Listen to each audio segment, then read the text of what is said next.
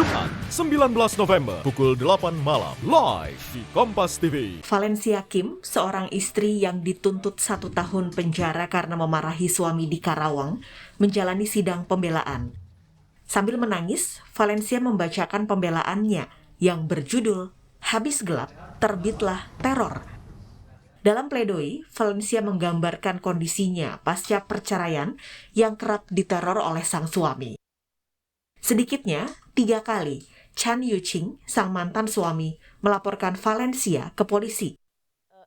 Dalam program Rosi Kamis malam, Valencia Lim menumpahkan penderitaannya sejak ia bercerai dengan mantan suaminya. Benar Ibu, tahun 2019 ya, saya mengajukan gugatan cerai. Ya sejak menggugat cerai ya dibikin laporan sama mantan suami.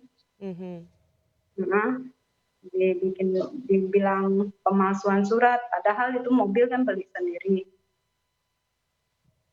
Dan udah buka laporan yang di Teluk Jambe yang pemalsuan tidak cukup, buka lagi satu yang di Polres. Yang di Polres itu penggelapan mobil. Terus putusan cerai keluar, diintimidasi sama pengacaranya. Diintimidasi, ditanyain, katanya mau dikasih berapa. Maksudnya dikasih berapa Pak Bu? Ya mungkin harta gonong ini Bu. Oh untuk sang suami? Nah katanya mau minta 50, itu dia ngomong gitu.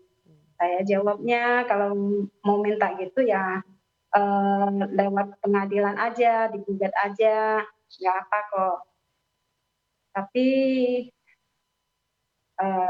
dia nggak setuju. Saya ada kasih opsi satu, saya bilang saya kalau ditanya saya mau hibah ke anak. Tapi dia kekehnya mau minta 50. Dan dia bilang kalau gitu ibu nggak setuju kalau kasih 50, saya gugat ibu. Ibu ada kasus. Diancam Bu. Nah waktu itu gemetaran banget. Nah kita kan awam ya Bu ya. Terus udah itu beberapa bulan kemudian keluarlah laporan dari PPA yang Polda KDRT. Saya juga kaget kok bisa bilang saya bikin dia tekanan psikis ya. Saya juga bingung. Jadi justru ibu yang dilaporkan, ibu melakukan kekerasan pada sang suami? Iya. Dibilang saya menguasai aset dan membatasi bertemu anak. Bisa ceritakan apa yang... Kesaksian mengenai sejumlah perilaku sang suami yang dikeluhkan oleh Valencia Lim juga diamini sang anak. Kalau menurut saya sendiri dari dulu papa kan emang suka mabuk ya, terus suka main judi, terus habis itu juga suka keluar malam-malam ketemu cewek-cewek gitu di luar. Jadi menurut saya tuh udah lumrah banget gitu, mereka tiap hari, ya hampir tiap hari ya sering berantem karena hal yang sama lagi gitu. Komisioner Komnas Perempuan Siti Aminah Tardi menyatakan, lembaganya kerap menerima laporan mengenai kekerasan dalam rumah tangga atau KDRT berlanjut, seperti yang dialami Valencia Lim.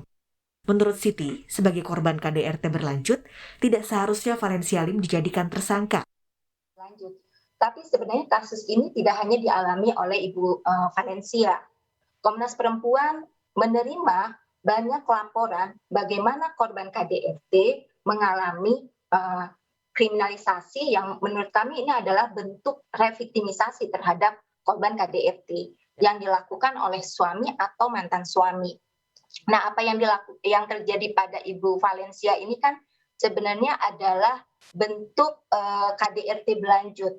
Jika saja aparat kepolisian dan kejaksaan mau menjadikan sejarah atau bentuk-bentuk ketidakadilan yang dialami oleh Ibu Valencia selama 18 tahun, maka tidak boleh ia ditempatkan sebagai tersangka atau terdakwa, termasuk dengan menjadikan putusan perceraian di tingkat pertama maupun tingkat banding. Betul.